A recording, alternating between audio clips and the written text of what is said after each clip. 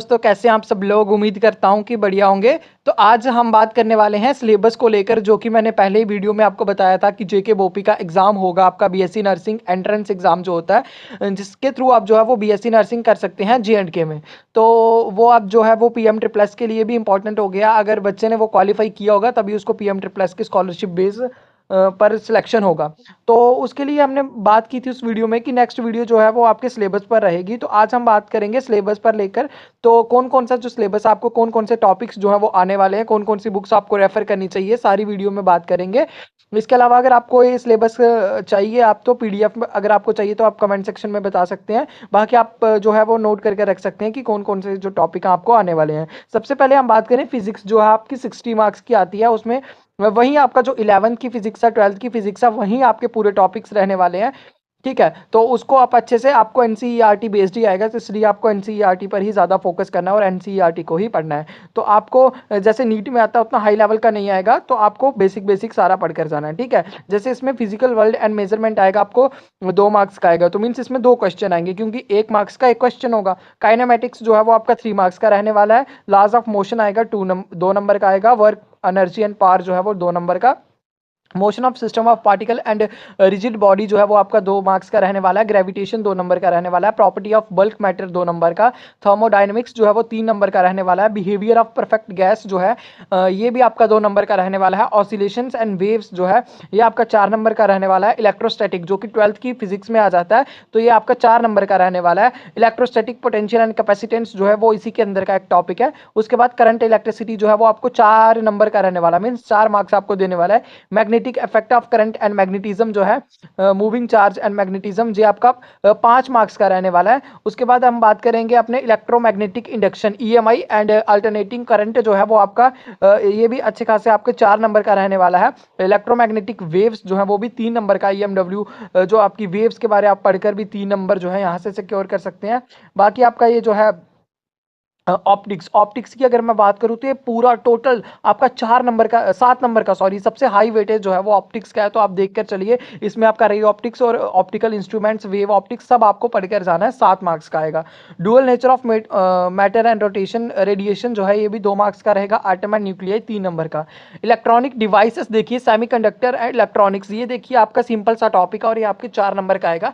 तो इसका आपको अच्छे से पढ़ लेना है। ठीक है, उसके बाद अगर हम बात करें केमिस्ट्री को लेकर, तो केमिस्ट्री भी वैसे ही आएगी आपकी। सबसे पहले 11th की केमिस्ट्री आएगी, जिसमें basic concept of chemistry and atomic structure आपका मार्क्स 4 का रहने वाला है।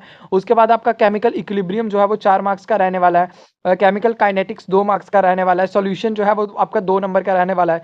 केमिकल थर्मोडायनेमिक्स जो है वो आपका 4 नंबर का रहने वाला है। रिडॉक्स रिएक्शन एंड इलेक्ट्रोकेमिस्ट्री जो है वो 3 नंबर का। तो आप देख रहे होंगे बहुत सारे चैप्टर इन्होंने काट दिया और बहुत सारे चैप्टर को मर्ज कर दिया है। तो आपको यहीं पढ़कर जाना है जो बीएससी नर्सिंग के लिए जेकेबोपी का सिलेबस है, जिसमें आप देखेंगे पीरियोडिक प्रॉपर्टीज जो है वो आपका 2 नंबर का रहने वाला है। ठीक है, उसके बाद बॉन्डिंग एंड मॉलिक्यूलर स्ट्रक्चर जो है वो 4 नंबर का रहने वाला है। कोऑर्डिनेशन केमिस्ट्री 4 नंबर की रहने वाली है। ऑर्गेनिक केमिस्ट्री आपकी बेसिक प्रिंसिपल एंड टेक्निक्स जो है वो 4 नंबर का आने वाला है। D and F block elements आपके 4 नंबर के रहने वाले हैं। हाइड्रोकार्बन आपका 4 नंबर का रहने वाला है। इसके अलावा आपका हेलोएल्कीन एंड हेलोएरीन्स जो है वो भी आपका 4 नंबर का रहने वाला है। उसके बाद अल्कोहल फिनोल्स एंड ईथर जो है ये भी आपका 4 नंबर का आएगा। Aldehyde ketone and carboxylic acid ये भी 4 नंबर का। तो ऑर्गेनिक केमिस्ट्री का भी अच्छा खासा पोर्शन जो है वो आएगा, तो इसलिए आपको अच्छे से पढ़ लेना है। उसके बाद हम बात करें organic compound containing nitrogen, 3 number का आएगा। मॉलिक्यूल्स ऑफ लाइफ, तो ये लास्ट वाले जो चैप्टर हैं देखिए, इनमें भी अच्छा खासा वेटेज है, तो इनको भी अच्छे से आपको पढ़कर जाना है 4 मार्क्स के लिए। ठीक है, ये है। उसके बाद हम बात करेंगे अपना जिसमें आपके मॉलिक्यूल्स में कार्बोहाइड्रेट, प्रोटीन, न्यूक्लिक एसिड, ये सब आप बायो का जो पढ़ेंगे उसी में। तो अब हम बात करते हैं मेन आपकी जो बायोलॉजी, जो कि बीएससी नर्सिंग करने के में एडमिशन लेने के बाद भी आपकी जो है वो सबसे ज़्यादा काम आएगी बायोलॉजी। तो इसके ऊपर अच्छे से फोकस करना आपको। तो डाइवर्सिटी ऑफ लाइफ जो है वो आपका 4 नंबर का इसमें रहने वाला है। 11th बायोलॉजी है ये। उसके बाद हम बात करें किंगडम प्लांट, ये आपका 3 नंबर का है। प्लांट एनाटमी जो है वो आपकी 3 नंबर की रहने वाली है। प्लांट फिजियोलॉजी 4 नंबर की आने वाली है। उसके बाद जो है हमारी डाइवर्सिटी इन लिविंग वर्ल्ड जो है वो आपका 3 नंबर का रहने वाला है। Structural organisation and animal biomolecules ये भी आपका 3 नंबर का रहने वाला है। Cell structure and function 4 number का आएगा। ह्यूमन फिजियोलॉजी, देखिए ह्यूमन फिजियोलॉजी इतने बड़े चैप्टर है और ये सिर्फ आपको 4 मार्क्स दे रहा है, बट आपको यहाँ पर मार्क्स के लिए नहीं पढ़ना। ह्यूमन फिजियोलॉजी जो है वो इंपॉर्टेंट है, बाद में आप बीएससी नर्सिंग में भी आपको इसकी बहुत इंपॉर्टेंट इसकी जरूरत पड़ेगी, इसलिए आपको अच्छे से इसको पढ़ना है। रिप्रोडक्टिव इन फ्लोरिंग प्लांट्स जो है ये 4 नंबर का रहने वाला है। अब देखिए आप वो आप अच्छे से देख लीजिए कि फ्लोरिंग प्लांट्स के बारे में आपको बाद में नहीं पढ़ना है, तो इनको आपको ऊपर ऊपर से ही पढ़कर चलिए, ठीक है। उसके बाद जेनेटिक्स जो है वो आपकी 4 मार्क्स की रहने वाली है। बायोलॉजी एंड ह्यूमन वेलफेयर जो है वो भी 4 मार्क्स का रहेगा। उसके बाद बायोटेक्नोलॉजी उसी में आ जाएगा। आपका इकोलॉजी एंड इन्वायरमेंट जो है वो भी आपका 3 नंबर का रहेगा। फिर रिप्रोडक्शन इन एनिमल्स जो है वो आपका 4 नंबर का रहेगा। जेनेटिक्स एंड इवोल्यूशन जो है वो 5 मार्क्स की आ रही है।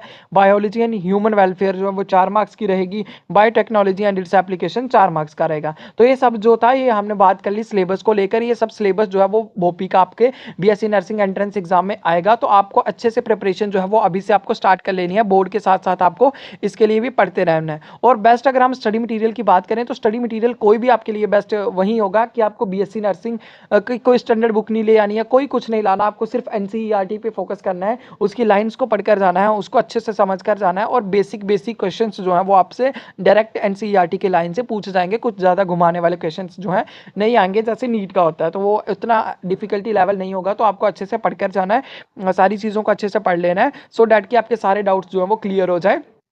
उसके बाद मैं बात करूं अगर स्टडी मटेरियल की, तो आपको क्या करना चाहिए, प्रीवियस ईयर पेपर्स जो हैं बोपी के, तो आप वो बुक ले सकते हैं जिसमें आप बोपी के प्रीवियस ईयर क्वेश्चन पेपर्स को सॉल्व कर पाएं, या फिर चैप्टर वाइज जिसमें क्वेश्चन दिए हो, तो वो आपको फिर अंडरस्टैंडिंग जो है वो आपकी उससे बिल्ड हो जाएगी।